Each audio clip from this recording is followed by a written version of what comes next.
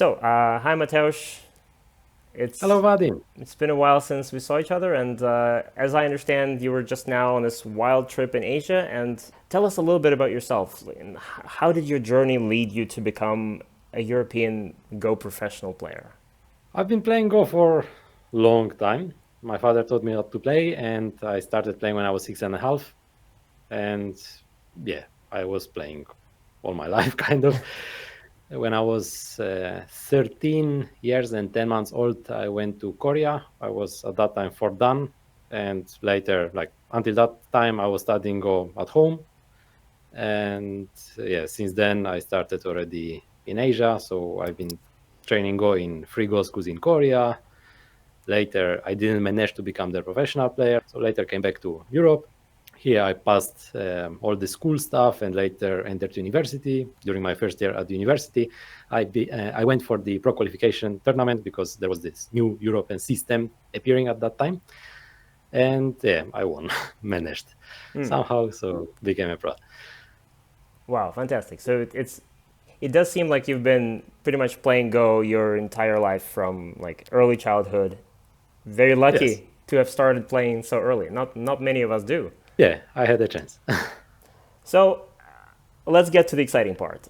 From your social media, we've all been following that you've been, until very recently, you've been on this gigantic trip around Asia, and you've been visiting a lot of different countries and many different Go schools in those countries. So tell us a little bit about this, and maybe also what was the most inspiring and maybe the most surprising things that you encountered along the way during this journey.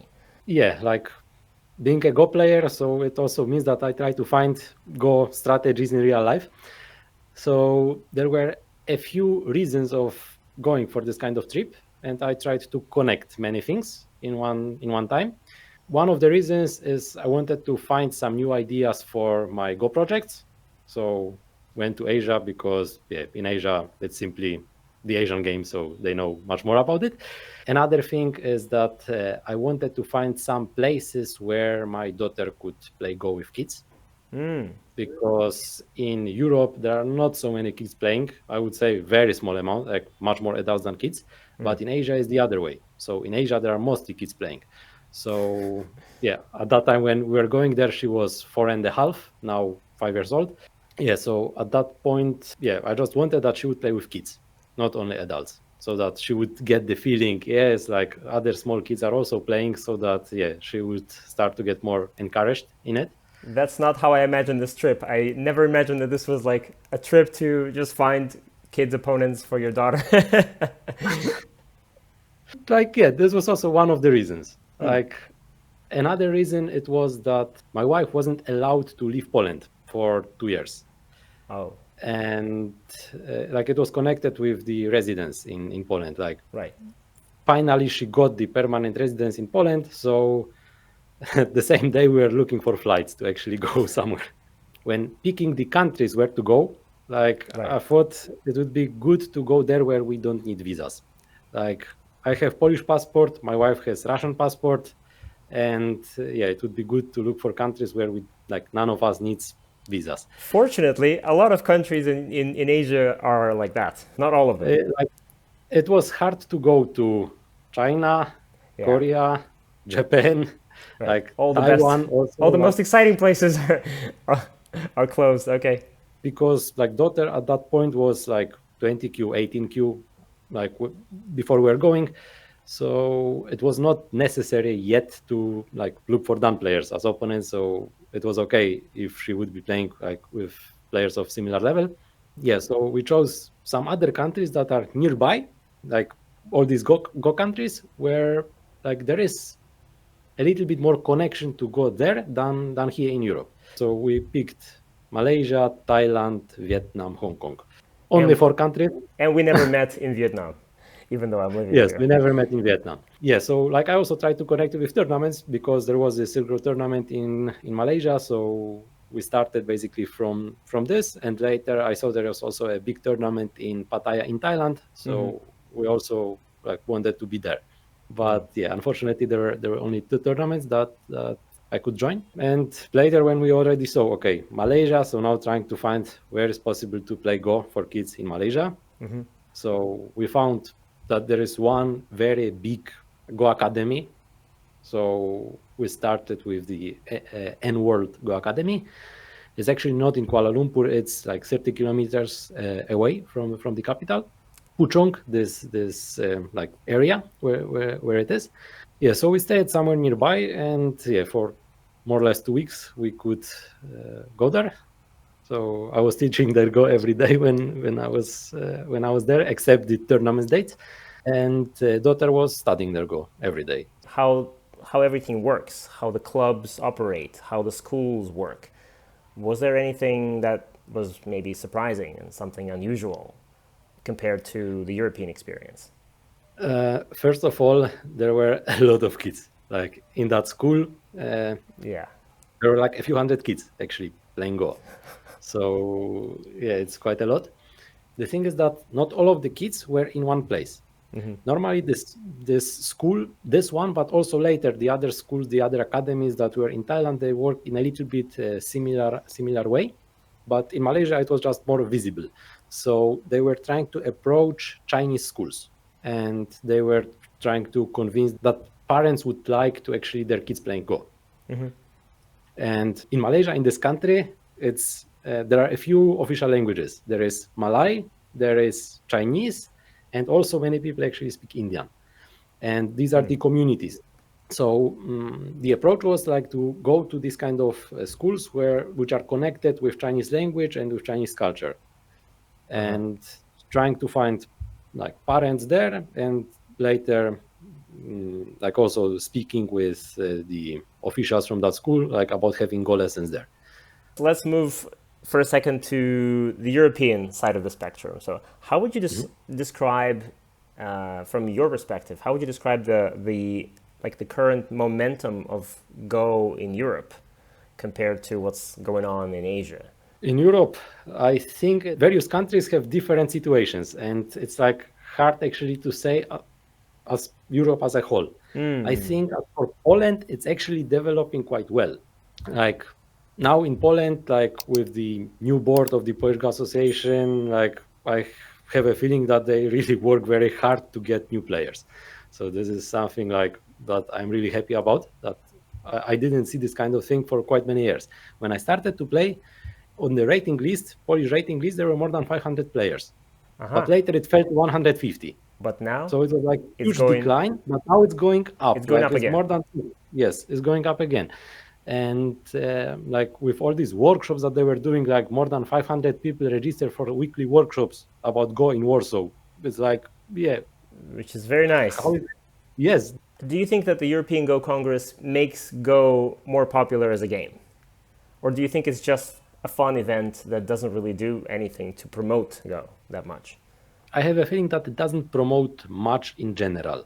This is like a place where these people who would learn earlier, where they could go to like keep going with the game. So I think from EGC, I would not expect that there would be many new players. I would just expect that maybe these players who got interested in the game, because of this event, they could just stay with Go for longer time. That they would not give up this game. They would not be looking for something else instead. So it's like a motivator for existing players. I think so, yes. But now, having been on this wonderful trip, do you think there's anything that maybe European Go players or European Go organizers can learn from the Asian ecosystem? Something they can learn and that can be used to promote Go in Europe as well? In Europe, there is one thing that significantly varies than with this Asian approach. In Europe, Go is connected as non-profit.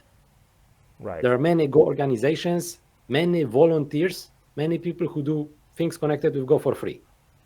But in Asia, it's not like this. Everything is like market, so need to pay. Even though this pricing might not be very high, it can be small, but it exists. So that people who like are connected with anything on tournaments, they are also getting some money. Like people who are doing anything connected with teaching, they are also getting some money. So it's like more capitalistic approach. And in Europe, it looks like actually socialistic or even communistic approach. Yeah. So this is something. So maybe Yeah. we should make every or almost every Go school a commercial one, where Like players need to pay a small entry fee, for example. like your project or my project, like either Go Magic or Polgote, like I think these are the projects that should appear in Europe, because this is what's missing. Like you are doing great job, you are providing good videos. I also try to work hard with my own project, but like it's not just simply necessary to do something with money. You need to pay to get good quality. Somehow I didn't know that in Asia every Go school is a commercial one, which is a bit surprising to me. Like I didn't see any non-commercial. I see, yeah, which makes it makes sense. And yes, in Russia as well as in Europe, I guess a lot of Go clubs, they are completely not commercial. You go to a Go club and you don't pay anything. And like for example, in Bangkok, like I visited quite many Go academies there. But in that city, like you will go to like mall. Most of Go schools are actually in malls. It works differently. Like also in Europe, I've never seen anything like this, that there would be a mall and educational zone inside a mall. Yes.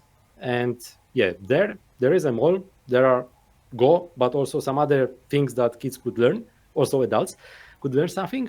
So yeah, parents are signing kids there, but they are taking into account that for each lesson they need to pay like 20-25 euro, and it's like normal. Similar in other places, like yeah, it just exists, something like this. So this I would call like number one thing that should be definitely changed in Europe, not doing this as non-profit. Now let's talk a little bit about European Go Congress and the upcoming one as well. So you've probably visited quite a number of EGCs, right? I'm guessing. I've only been to one. So Yeah, I actually don't remember how many. Like yeah, quite a lot of them. which means that it's been many. What would you say is the most underrated aspect of joining a European Go Congress? I think it's just the aspect of community. Come on, like where else can you meet thousands of other Go players at once? That is. So like, okay, probably you need to go to China or like generally Asia, Korea, Japan, like somewhere there. But like having so many Go players in one place, so it's basically just European Congress. There are of course big tournaments somewhere you can find more than 200 players, but having like that many, like really a number that is closer to 1,000, this is like already much more difficult. Wherever you go, you find Go players. You go to eat, you see there in some bar somewhere nearby the venue, they are having actually a Go board. Later you are going somewhere to eat, maybe breakfast next day, and like you see, there is a Go board. Later you are going to bus, you want to go somewhere, you see, come on, these people in the bus, they are looking on Go problems. Let's imagine that there's one thing that you could change in maybe based on what you saw, what you learned in Asia, or maybe just personally. Something you could just change in a European Go Congress. What would it be? Or is it already perfect and nothing needs to be changed? Yeah, I think it works generally well. Like if there are some things to be changed, normally they are not so big. Like the only thing that comes to me is like looking for more sponsors. So this is just one thing. Yeah, that could be maybe a little bit more like focused on. But I know that these like leaders, the organizers of the EGC, they're also working in this part now. Yeah, here I think it was a very good step in this direction. Are you planning to visit the EGC this year, I'm guessing? Because this is, I mean, Of obviously, course, it's going to be in your home country, in Poland. Yeah, like I don't live in Warsaw. I have never been living in Warsaw. I think I have never been actually in that city for more than 4 days in a row. But now that the EGC is going to be there, I guess you can make an exception. Yes, now I can make an exception. Let's think globally for just one more second. And what is your biggest hope for European Go in 5 years? Where do you hope it's going to be in 5 years? Realistic or unrealistic? Let's make it optimistic. I hope maybe my kids would become world champions, so it's possible to make it. Okay, I didn't mean that optimistic, but okay. Yeah, so maybe it would be possible to make a little bit more media attention, especially with companies that are connected with Asia.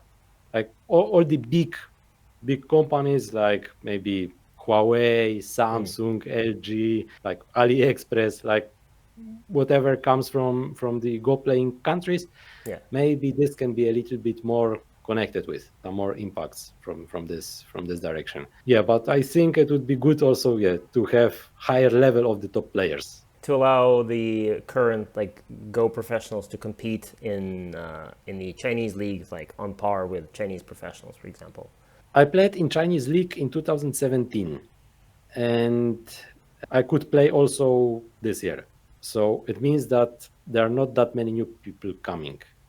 Just there are not many like kids, younger generation. Like, normally it should be impossible for me to keep staying in like top 5 in Europe for so many years. Right, but it takes a long time to like grow a strong player. I mean, it took a lot of years for you to become this strong. So how many years will it take for someone who's young today to become a Go professional in many years? I can try to compare it with how it is in Asia too. So that in Asia it's possible to find kids who are 12 years old and stronger than me. But in Europe, like this is something that is missing. Like there are no kids of such high level. Like it's possible to find done players, very good. It's just not possible to find like 7, 8 done players, like at this age, like under 12, for example. All right, let's just finish this off with just a couple of personal questions. I was already a done player. I had this little text file on my computer, which was named like Dumb Players Revelations or something like this, which contained all of the things that I learned as a dumb player, and that like completely dazzled me and surprised me. And I put them inside, like, and it's like, okay, I need to remember this. So what was maybe the biggest aha moment in your Go playing? Maybe was there something really memorable that changed your Go? It was in Korea. It was in my second school. My first school, it was school where all the lessons were in English there, but later that school was closed, and later director from that school, he brought me to another school, and it was school for Koreans. All the lessons were already in Korean there in that school. And I remember like for some time I was studying there, but it was like in matter of days. And later on one day, the second school, I was maybe 5 done in Europe at that time, but I was trying to solve some problems. And later, one of the professionals, one of the teachers there, he came to me and like he was speaking sometimes with somebody next to me, like also looking a little bit at this what I'm solving. And later he told me, "Don't solve this." And here he gave me another book, Beginners, and gave me this. This was something like I should go down mentally. That I was still a beginner. I was 5 done, but I was still a beginner. I was still very weak comparing to everybody there. Like I was 14 years old, I was crying like. Wow. So he gave you a book of beginner problems? Like he spoke beginners, like in reality this book was like with problems for dumb players anyway, but like he told me that. Oh, that's what he said. Oh, I see. Yes. Like even now I'm still weak. Like if comparing with these players in Asia, I'm still weak. Like they can beat me, many of them. So this kind of thing could break someone, but did it motivate you? I think yes. Yeah, I was crying. I felt horrible, but later I just started to work. What is your favorite way to unwind and relax after a stressful and complicated tournament game? And maybe something that you'll be doing after playing in EGC 2025? Normally, after every game, I try to review it anyway. Right after the game, I try to review it anyway, so that later even if you win, clean. Like even if I win, I try to like have a look at this, because like in my opinion, reviews is the most important part to make use of playing a game. So every game that is played, if there was some mistake, it should be reviewed. Like later, this is another thing of how to review, if doing this just alone or with somebody else. This is another thing. But just to like analyze this game a bit more, what I should have played better. So this is something that I just should do. This is something to do. When game is over, it's actually not over. It starts to be over after the review of the game. And later I can just stop thinking about this. So like, usually I would be calling wife, speaking with kids if they are nearby. If they are not nearby, that I'm somewhere away for a tournament, like, I would just try to forget a little bit about Go, do something completely different. When I was going for some tournaments, like many times I was trying to find some parks, somewhere where it's not big noise. For example, I remember when I went to some tournaments where I had good results on those tournaments. These were tournaments that I was actually able to go somewhere where it was green. I felt better. Like no need to stay there with many players who are discussing other things about where to improve, and like about who are studying about something more, but just like having more or less like preset. Take a stroll in the forest near the lake. Something like this, yes. All right, Mateusz, thank you so much for your time. Thank you for doing this, and thank you so much for the interview. Thank you very much. Thank you. By the way, you can also watch these lessons on our platform, gomagic.org. Except there, you'll watch them with interactive quizzes right within the lessons and practical exercises right after them. And if you enjoy watching these Go videos and you don't want to miss others like this one, go smash that like button, subscribe to our YouTube channel, and this is Go Magic.